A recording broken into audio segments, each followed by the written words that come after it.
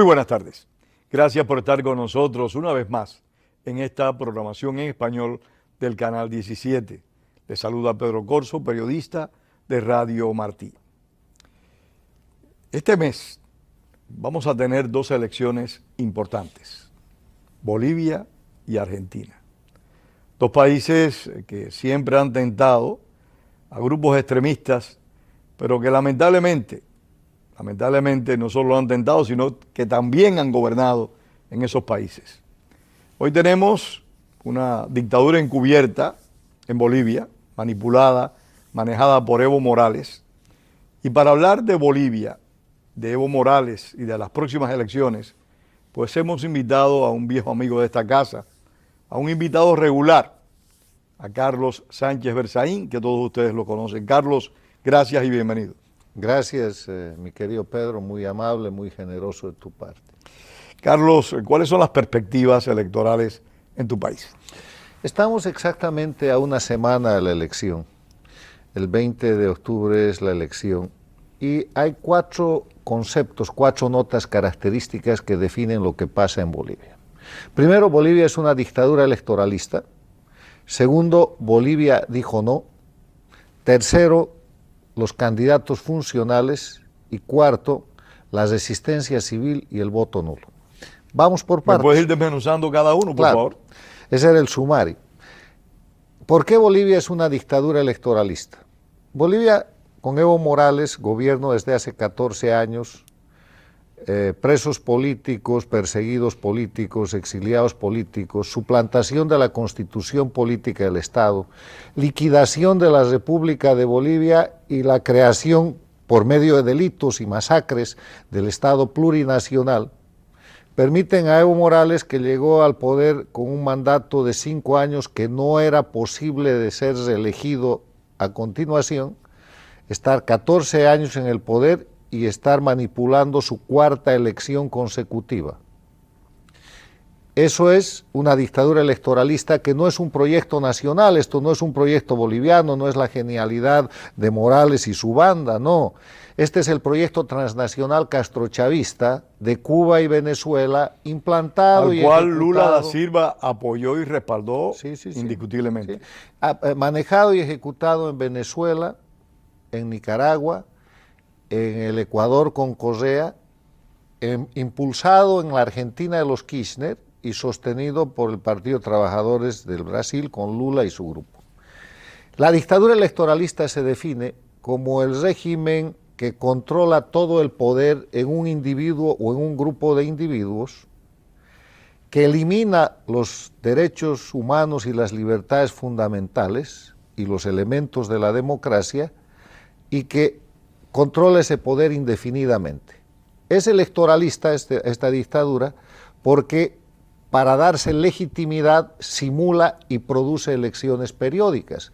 Y esto de la dictadura electoralista se ha expandido incluso a la propia Cuba, porque en Cuba acaban de hacer hace unas semanas una reforma de su constitución con elecciones, y quién les cree, dice que los cubanos votan, y no puede haber pues elecciones con un partido único, y no puede haber elecciones cuando hay exiliados, cuando hay presos políticos, cuando se persigue a la oposición política y solo se permite que la gente que está de acuerdo con el régimen participe. Ahora, Carlos, ¿hasta qué punto? Y hablo también de Cuba.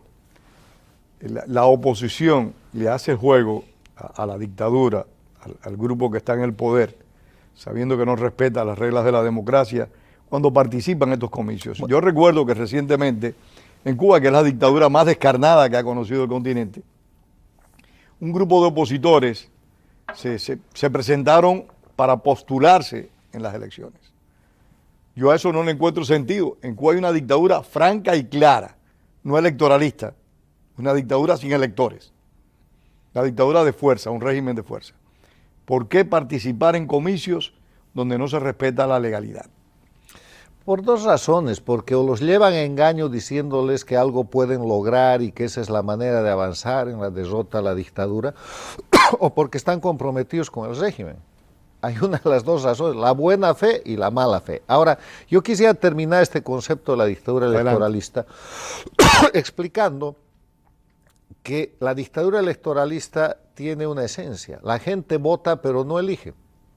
En la dictadura electoralista, y por eso Cuba se ha transformado y se quiere dar la apariencia de avances democráticos, y es una dictadura electoralista, es la que inventa este concepto y lo expande a Venezuela, Bolivia, Nicaragua, Ecuador, etcétera.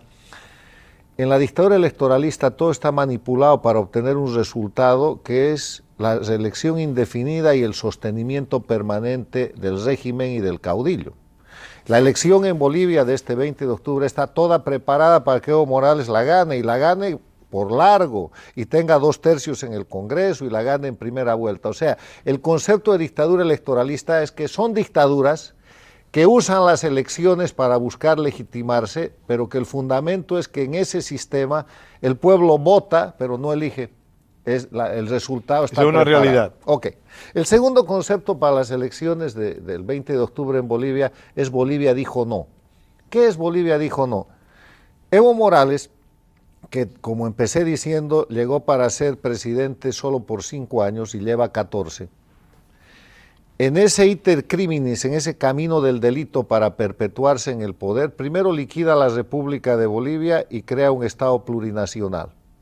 Cuando hace eso, el 2009 convoca elecciones en el marco ya de la Constitución que él ha fraguado y ha falsificado, y se reelige por segunda vez. ¿Por qué ellos desarrollan, en este caso Chávez fue el que tuvo la primicia, el correcto de refundar las naciones? O sea, cuando ellos hacen su nueva constitución, es como si el país no hubiera existido y el país estuviera naciendo como tal. Ya. El tema es el siguiente, no se trata de refundar, se trata de destrozar la legalidad de las naciones y crear un estatuto criminal para permanecer indefinidamente en el poder. ¿O tú crees que la Constitución de Cuba es una constitución? No es una constitución, es un estatuto dictatorial.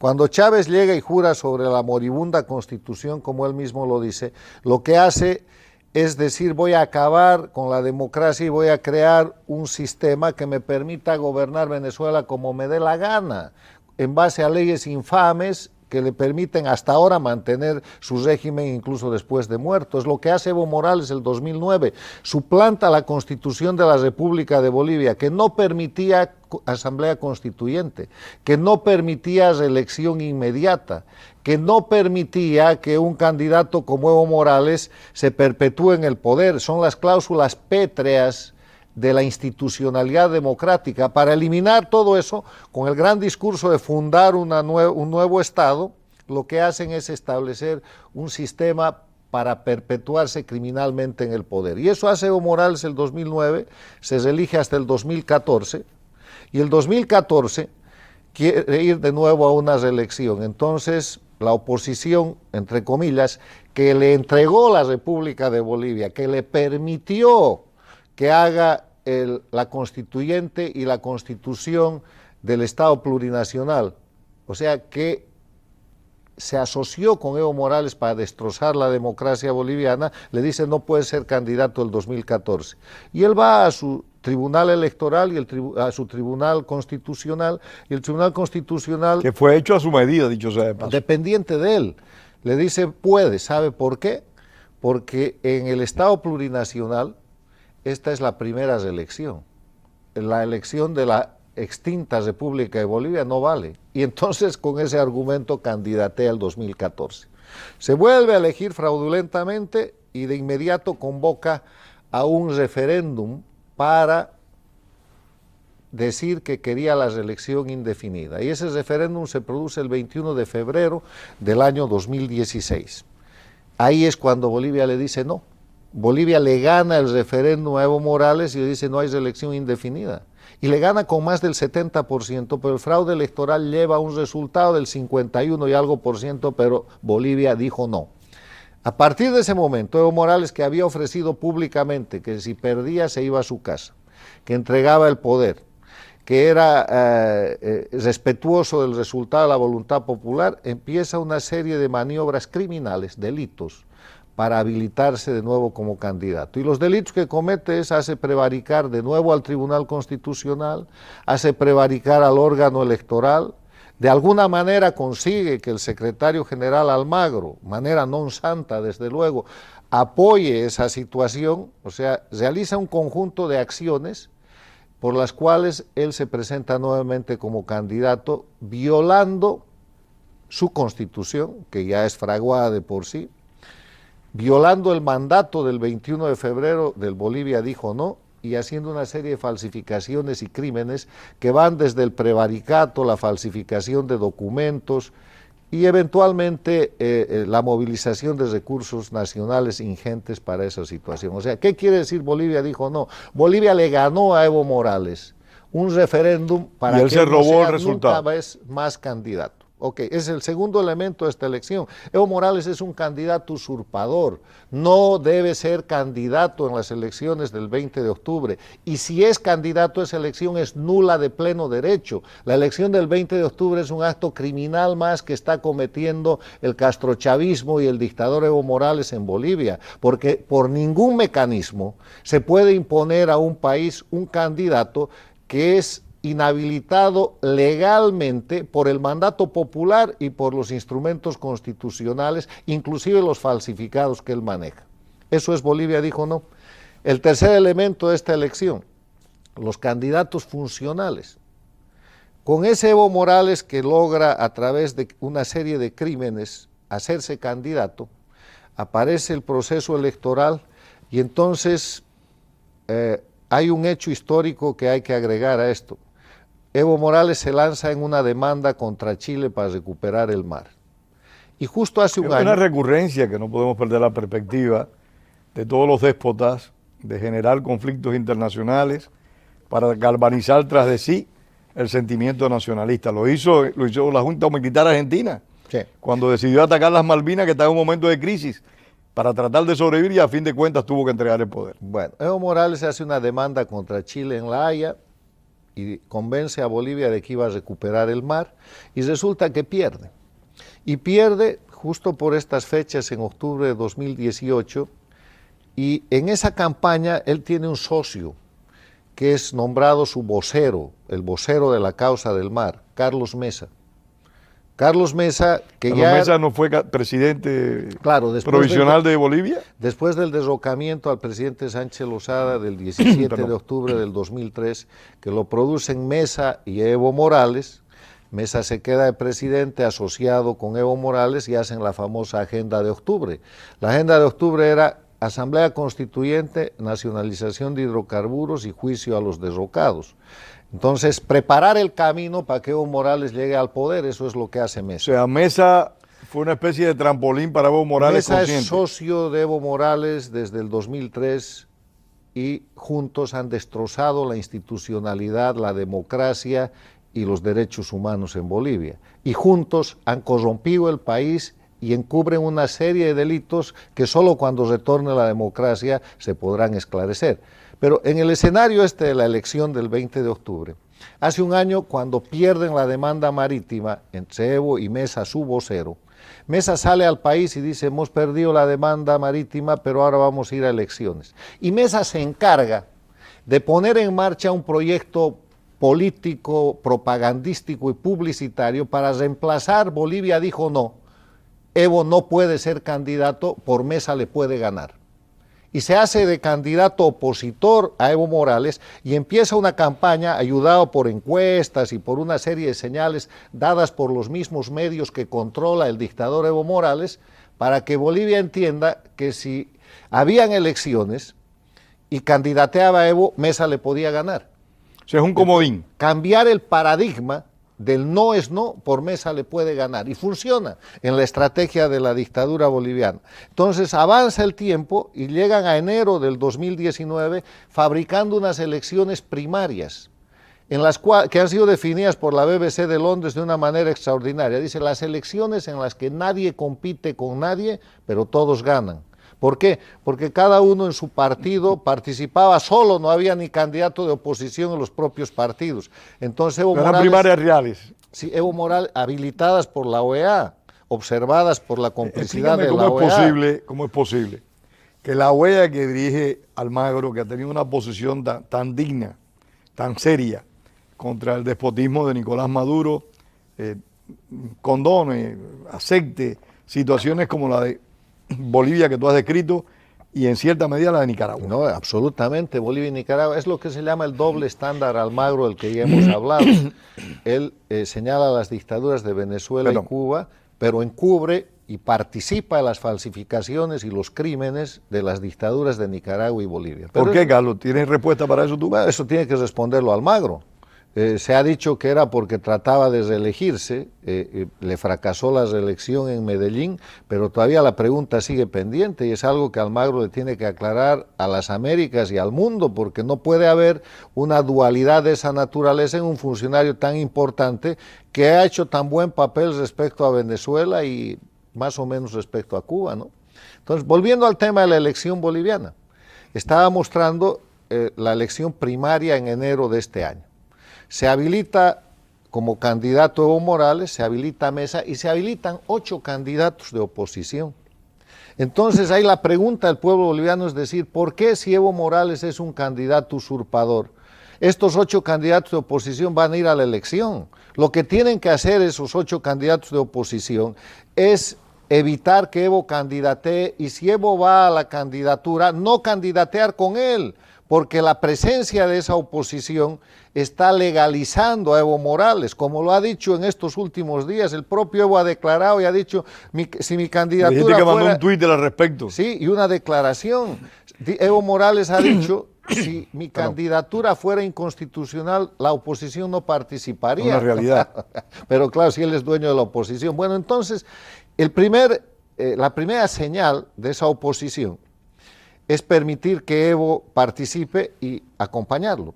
Con ese paradigma falsificado al que Carlos Mesa lleva al pueblo boliviano, suplantar el no es no, por Mesa le puede ganar. Evo no puede ser candidato reemplazado por la mentira de que Mesa le puede ganar. En esa dinámica tenemos un escenario con un candidato usurpador y 8 opositores. Y esos 8 opositores reciben el nombre de opositores funcionales porque lo que están haciendo es ayudar a que Evo Morales sea candidato y lleve adelante su plan de perpetuarse, legalizar y legitimar. Entonces, ahí hay un elemento adicional en esto de la candidatura de los funcionales. Ya que vamos a presumir tienen la intención verdadera de sacar a Evo Morales del poder, de ganarle la elección, ¿por qué no se unen los 8 candidatos y hacen un solo frente e intentan ganarle? La segunda señal de funcionalidad, prueba plena, es que corren separados entre ellos, o sea, debilitan la opción de que el pueblo boliviano que quiere sacar a Evo Morales tenga el camino y tenga el instrumento para sacar a Evo Morales. La verdadera vía electoral sería eso. Sí, pero con un opositor, no con 8. Por supuesto. Ok, el tercer elemento de la funcionalidad es que si tú observas la campaña electoral, la pelea entre los 8 opositores es entre ellos, nadie hace campaña contra Evo Morales. No hay temas de campaña que afecten al dictador ni a la campaña de Evo Morales, y voy a señalar algunos, y les hablo a los opositores funcionales de Bolivia, a Mesa, a Ortiz, a Chin, a Cárdenas, al mismo candidato de mi partido, del MNR, a los 8. ¿Por qué no le hablan al candidato oficialista de la corrupción, de su corrupción? ¿Por qué no le hablan de la violación de los derechos humanos, de los presos políticos, más de 100 que hay en Bolivia, de los más de 1.200 exiliados políticos? ¿Por qué no le hablan de la utilización política de la justicia y de que en Bolivia no hay división e independencia de poderes y que los jueces que están en funciones han sido digitados por el gobierno en una elección en la que Bolivia votó nulo? ¿Por qué no le hablan del narcoestado y de que ha subido de 3.000 hectáreas de coca ilegal a más de 80.000? ¿Por qué no le hablan de la economía, de que Bolivia tiene una deuda externa indeterminada y una deuda interna también indeterminada y que viene una crisis económica que está siendo tapada por la dictadura solo con la propaganda? Lo estamos viendo, sin desviar el tema, lo estamos viendo con lo que está ocurriendo en Ecuador. El presidente Moreno se ha visto obligado a sincerar la economía porque Correa lo que había montado fue un show de un logro económico que no había sido real. Las dictaduras son desarrollistas y eso es lo que está haciendo Evo Morales. Evo Morales le ha entregado a Bolivia, a Cuba, a Venezuela, a China, a Irán, a todo el mundo. ¿Por qué no le hablan del incendio de la Amazonía para hacer más crímenes como la extensión de los cultivos de coca, como las colonizaciones ilegales? ¿Por qué no señalan a los evo burgueses, a los nuevos ricos de Bolivia que soportan todo ese sistema en la campaña electoral? ¿Por qué los candidatos que se dicen de oposición en Bolivia no le muestran Pero, a Carlos, no solo en Bolivia, hay que mirarlo también internacionalmente. Los incendios de Bolivia han sido sumamente grandes, han afectado seriamente a la Amazonía. Sin embargo, la prensa internacional no aborda esos incendios prácticamente. Bueno, si los aborda a fondo los de Brasil, claro, los de la Amazonía brasileña, pero los bolivianos casi no los tocan. Si los opositores en Bolivia, 8 candidatos que se dicen de oposición en campaña, no interpelan y no hacen de eso un tema de campaña contra el dictador oficialista, de ellos, usurpador, no, son funcionales, estoy dando prueba de la funcionalidad. ¿Por qué como tema de campaña electoral, además no se habla de la libertad de prensa? Hay periodistas exiliados, hay periodistas despedidos, hay periodistas que están condenados al hambre porque el gobierno maneja los recursos del Estado y los recursos de los empresarios privados, funcionales al Estado, para acosar y hacer desaparecer la libertad de prensa. Hay 50 temas de campaña con los cuales le puedes ganar la elección a Evo Morales y no han tocado uno solo. O sea, he dado pruebas de que la oposición es funcional, primero porque cambia de la mano de Mesa el paradigma de Evo no puede ser candidato, por Mesa le puede ganar. Segundo, porque ellos van a legitimar con su presencia y a legalizar la presencia de un candidato usurpador, participan. Y garantiza el triunfo. Tercero, porque se dividen, no hacen un solo frente. Y cuarto, porque no hacen campaña. Mesa está peleando con Ortiz, Ortiz contra Mesa, los dos contra el chino, el otro contra no sé quién. Y el pueblo boliviano está confundido con un concepto adicional que ahora ha incluido la oposición funcional, que se llama el voto útil. Están forzando al pueblo boliviano a que vote. Y dicen, ¿qué significa el voto útil? El voto útil dice que hay que votar por el que puede ganarle al Evo. Entonces están, como va segundo mes en las encuestas, con ese concepto están tratando de hacer que de alguna manera el más funcional y cómplice de los candidatos sea el que salve a Bolivia de la dictadura. O sea, esto es una farsa. Y cuando hay una farsa de este tamaño, y vamos al cuarto elemento de esta elección, tiene que haber algo que salve al pueblo boliviano. El pueblo boliviano está atrapado en la trampa perfecta. Evo Morales y sus candidatos funcionales en un proyecto que, reitero, no es nacional. Esto ya ha pasado en Venezuela, esto ya ha pasado en Nicaragua, pasó en el Ecuador con Correa. El pueblo boliviano está atrapado en la trampa perfecta. No es que yo lo diga, es que hay que ver la realidad objetiva. Esta no es una genialidad de Sánchez Berzaín, esta es la descripción de lo que está pasando. Bolivia está atrapada hoy día, como estuvo atrapada el año pasado y hace 5 años Venezuela, y hace pocos años Nicaragua, y hace 5 años y hace 2 años Ecuador, en la trampa perfecta. Crean un sistema de dictadura electoralista e inducen al ciudadano a votar pero no a elegir. El ciudadano boliviano está presionado para que el 20 de octubre o vota por el usurpador o vota por uno de los funcionales, y ahora encima con el cuento del voto útil. Frente a eso, ¿qué hacer? Frente a eso, el cuarto punto. Adelante, que nos queda muy poco tiempo. Resistencia civil. Hay gente que desde los grupos civiles, porque el liderazgo político y los partidos le están fallando a Bolivia. ¿Y hay resistencia en el país dentro del país? Hay resistencia civil, comités cívicos, pobladores, juventud, están empujando el voto nulo. El voto nulo es una patada al tablero de la dictadura. Entonces la dictadura y los funcionarios han empezado a defenderse con una mentira. Dicen el voto nulo ayuda a Evo Morales. Mentira. El voto nulo desarma esta situación y hace caer porque deslegitima e impide el fraude electoral.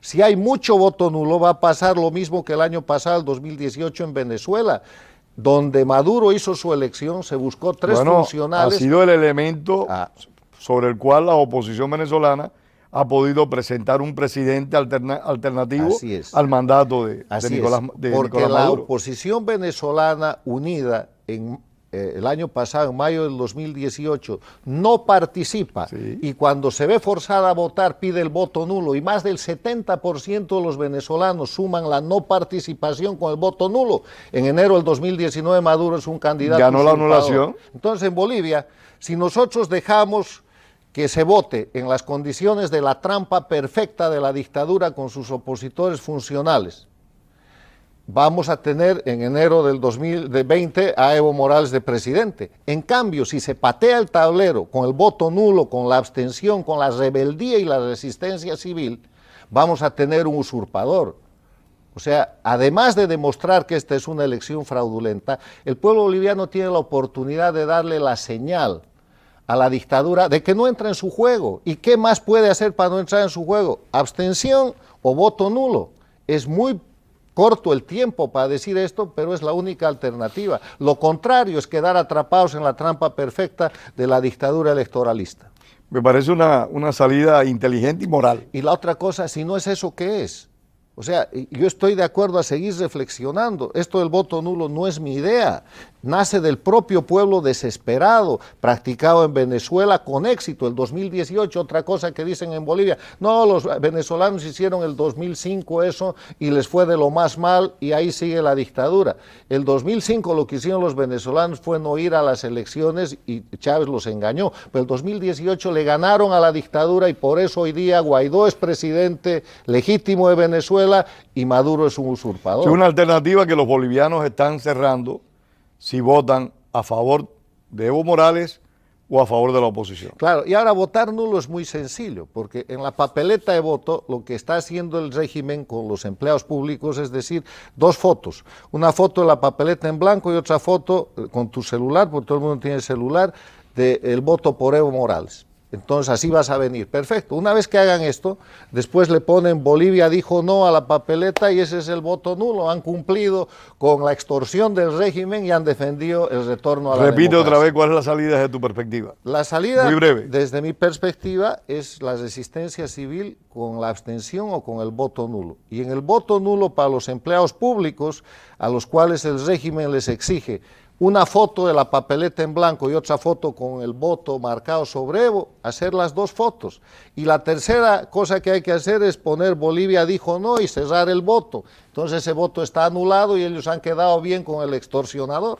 Carlos, ojalá la mayoría del pueblo boliviano te escuche y asuma lo que tú estás proponiendo. Muchísimas gracias por haber estado en el programa. Gracias a ti por la oportunidad. Gracias. En un momento tan crítico para Bolivia. Y a nuestro productor que nos buscó el espacio para este programa. Gracias. Muchas gracias a nuestro productor Archicoy. Y a ustedes gracias también por haber compartido con nosotros su tiempo. Tengamos siempre presente lo que decía el apóstol José Martí. La palabra es para decir la verdad y no para encubrirla. Tengan todos muy buenas tardes.